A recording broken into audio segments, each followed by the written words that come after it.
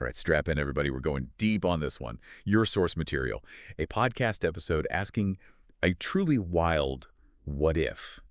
What if, what if former President Trump decided to, well, take over Canada? It does make you stop and think. And even though it sounds like something straight out of, a movie, it can actually teach us a lot about, well, the world. For sure. I mean, at first glance, you'd think, okay, political thriller, right? Yeah. But if we really get into how this podcast thinks it would go down, we might uncover some hidden truths about things like geopolitics, international relations, even human nature. Who knows? So the podcast starts off by setting up this picture of, like, super high tension between the U.S. and Canada. We're talking big economic sanctions, disagreements in politics going haywire, the whole 9 yards. Right, and that's where looking back at history comes in. Because the U.S. and Canada, they've been peaceful for a long time, mostly. But there have been, times when things weren't so smooth. Oh, absolutely. I mean, remember the War of 1812? Shows even the best neighbors can have their disagreements. But the podcast takes this simmering tension idea and just pours gasoline on it by putting someone like Donald Trump in charge, known for his, let's just say, unpredictable moves. And that's when things get really interesting. Because the podcast says if Trump actually went after Canada with, the military, it wouldn't be some small fight at the border. It would be like a worldwide earthquake. Giving domino effect. Yeah. But hold on, wouldn't all of NATO jumping in just make things even worse? I mean, could you even contain something like that once it starts? That's a really big question the podcast kind of skips over, actually. It just assumes everyone in NATO will be totally on board. Like, they'd all be willing to defend Canada no matter what. But what about the, economic side of things for those NATO countries? What if some of them get cold feet because they're afraid of what might happen to them? It's not as simple as the podcast makes it seem. Yeah, that's a really good point. It makes you realize how all this being economically connected, which usually keeps things peaceful, can suddenly turn into like a weakness when things get heated. But beyond just NATO, the podcast says the whole world would be like, whoa, hold up. Whoa. Like massive condemnation and a ton of sanctions against the U.S. Absolutely. And being isolated like that on the world stage could have some seriously bad consequences, not just for the U.S. government, but for everyday people, too. Imagine disruptions to trade and travel, even, basic things like getting the goods and services we rely on. Makes you realize how connected everything is, huh? But then the podcast throws in another curveball. It says Canada wouldn't just roll over and, give up. Right. We might joke about Canadians being super polite and loving their moose, but they actually have a pretty strong and well-equipped military. Plus, just the size of Canada and the tough terrain, it would be a nightmare for any army trying to invade, logistically speaking. It's like trying to have a parade in a blizzard. Not exactly going to go smoothly. But here's what really got me, how the podcast dives into what might happen inside the U.S. We're talking huge protests, people calling for impeachment. Basically, a total meltdown socially and politically. Yeah, and that's where looking back at history again can be really helpful. We've seen before how controversial military actions can spark a lot of pushback within the U.S. Think about Vietnam or even the Iraq War. And now, with social media being so big and spreading information so fast, amplifying those voices, getting people organized, imagine the firestorm that could create. It wouldn't just be a political crisis, it'd be like ripping society apart. And it makes me wonder, how would that kind of pressure affect the U.S. politically? Because things are already pretty fragile, Oh, that's a really good question. And it's one of the podcast doesn't really go into much, unfortunately. It mentions, things being unstable politically. But it doesn't really explore what might happen to American democracy long term. And I think that's where we could really benefit from taking a closer look. Yeah, it's a question that really gets you thinking. When you look back, you see a lot of times when even like strong political systems just crumble under pressure. Totally.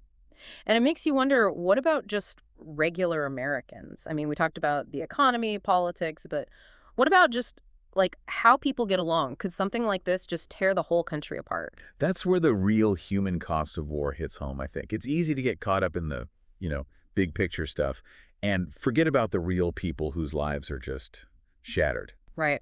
The podcast mentions, like, people dying on both sides, but it doesn't really dwell on that suffering. It's one thing to, read a number about how many soldiers died, but it's another to think about. The families who are grieving, people who live through it but are traumatized, whole communities that are just scarred. Absolutely. And it's important to remember this wouldn't just be about soldiers fighting. Think about regular people being forced from their homes. maybe becoming refugees, running from the violence. The mental and emotional toll on those who see, the horrors of war firsthand. Yeah, it's a grim picture, but we can't just ignore it. And it really makes you question, like, is this even morally right? Could the U.S. actually justify doing something so drastic to a peaceful neighbor? That's a question the podcast struggles with, too. It talks about potential war crimes, violations of human rights, international law being ignored. It makes us face those darker parts of human nature, the possibility that terrible things can happen, even now. It's like a reminder that being civilized can be pretty fragile. Yeah. Especially when you've got nationalism and fear being stirred up. Exactly. And the podcast brings up something else that's interesting. What happens after the conflict, long term? Even if the U.S. wins, could they actually hold on to Canada? Yeah, that's what I kept thinking about too. Like, conquering a place is one thing, but then occupying it, actually governing somewhere as big and diverse as Canada, that's a whole other challenge. Right. And the podcast compares it to other times when, like, powerful countries went in thinking it'd be easy, but then they underestimated how tough and determined the people were. You're thinking about Vietnam, Afghanistan, those kinds of places. Yeah. Where winning battles turned into like these long, messy situations. Exactly. And the podcast says the U.S. could end up in the same boat in Canada. Imagine a long, drawn-out fight, resistance fighters using guerrilla tactics, draining resources and manpower, not to mention. How would people back home feel about it? How long would they support this expensive war that doesn't seem to be ending? This whole thing just shows how even if you win the war, you can still lose in the end. That's a really important takeaway. And the podcast, even with its crazy premise, is like a warning about getting into military adventures and how important it is to find peaceful solutions in these international disagreements. It's like that saying, if you want peace, prepare for war. But maybe it's more like, if you want peace, work for peace. Absolutely. And that means being committed to diplomacy, talking even with, people we don't agree with, recognizing that talking, even when it's hard, is always better than fighting. This whole thing makes me think about like how we get information and how we think critically. I mean, this podcast we're talking about, it's a pretty extreme scenario, but it shows how easily we can be influenced by fear, propaganda, stuff that's just not true, especially if it comes from sources we usually trust. You're right. That's super important. This podcast, I'm not sure if it was on purpose or not, but it makes us think about how good we are at, filtering information and how important it is to be careful about what we believe. How do we tell what's true and what's not? How do we look at sources and spot biases? These are like essential skills these days with so much information out there and so much of it being, well, not accurate. Yeah, it's like we need some kind of mental filter to protect ourselves from all the propaganda and spin. But it's not just about being critical of what's out there, right? It's also about looking at our own, preconceived ideas and biases. Absolutely. We all come to the table with our own, baggage, our own ways of seeing things, and it's important to be aware of that, how that might be affecting how we interpret what's going on. This podcast, by being so provocative, forces us to confront those assumptions about international relations, conflict, even our own national identity. It's like looking in a funhouse mirror and being like, wait, is this really what I look like? Exactly. And that self-reflection is super important, especially when we're talking about things like war and peace. It reminds us that doing these kinds of, thought experiments, even when they're about crazy situations, can actually make us more informed and engaged citizens. Exactly. And by going through these what-if scenarios, we can start to see potential weaknesses, what might go wrong, and maybe even figure out ways to prevent the worst stuff from actually happening. So even though we started with this wild idea of Trump invading Canada, it's actually led us to some pretty deep thoughts about what conflict really is, how information works, and how much responsibility each of us has. That's the cool thing about these deep dives, We start with something specific, a particular question, but the conversation can take us to places we didn't expect. It's like following a trail of breadcrumbs that leads deeper and deeper into the woods. But speaking of where we started, there's one more thing from the podcast I wanted to touch on. How different parts of American politics might react to all this. Ah, yeah. That's where things get really interesting. The podcast suggests that while a lot of people would be against the invasion, there might be some who'd actually be for it. I know, right? It sounds crazy.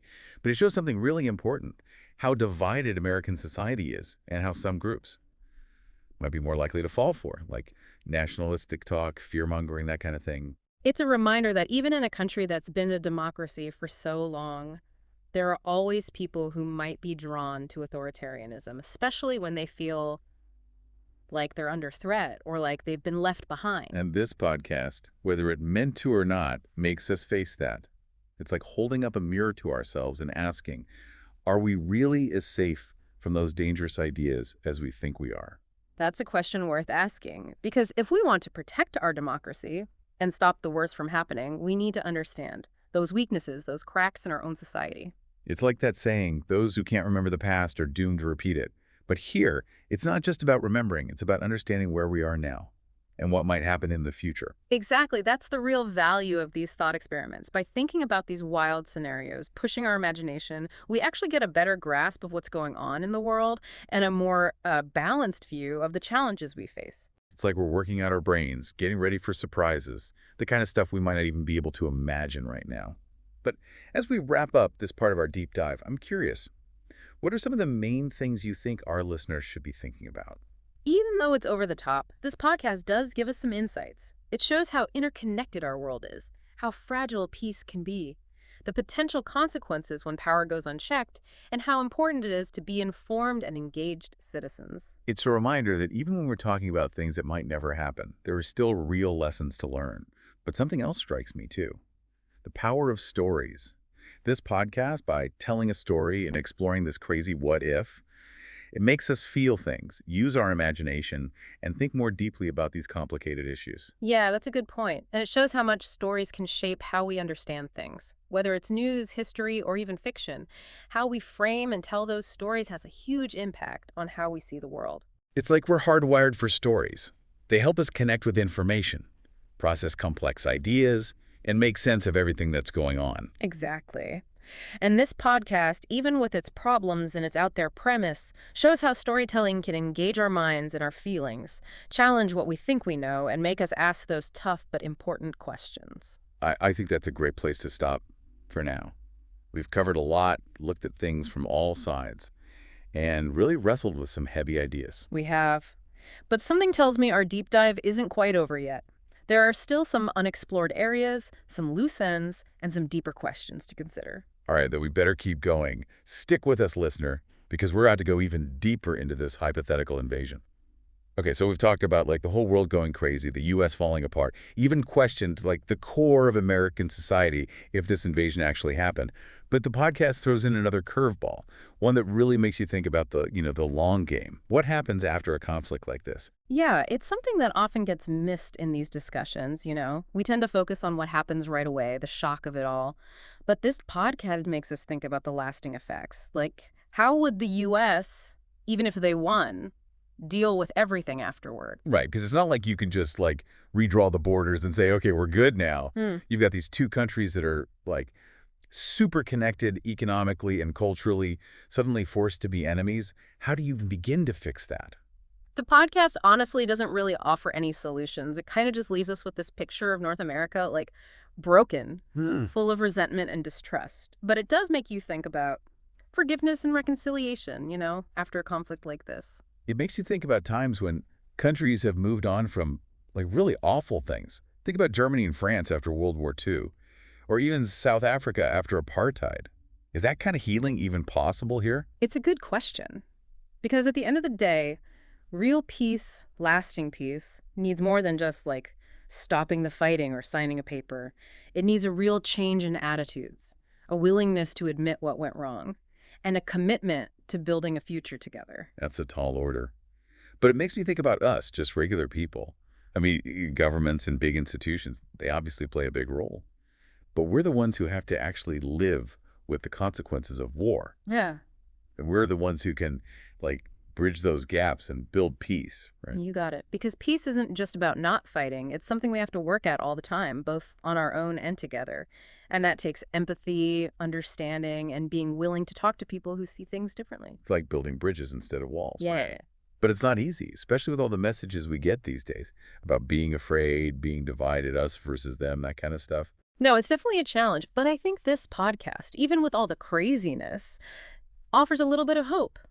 Because even when it's exploring this dark scenario, it reminds us that we're all human, we can be compassionate, and we have the potential to create a better world, a more peaceful world. It's like that saying, the darkest hour is just before dawn. Hmm. Maybe by facing these worst-case scenarios head-on, by really thinking about what might happen if we screw up, we can obviously find the motivation and the will to build a better future. That's a powerful thought. And it brings us back to why we do these deep dives. It's not just about breaking down information or analyzing sources. It's about using what we learn to have bigger conversations, to challenge our own beliefs, Yeah. and to become, more informed and engaged citizens. Exactly, because in a world where there's so much information coming at us all the time, where Yeah. people are always trying to spin things their way, it's more important than ever to think critically, to be able to tell what's true, and to have real conversations even when it's tough. That's where the real value of this deep dive is, I think. It's not about giving you all the answers or telling you what's going to happen. It's about asking the right questions, looking at things from different angles,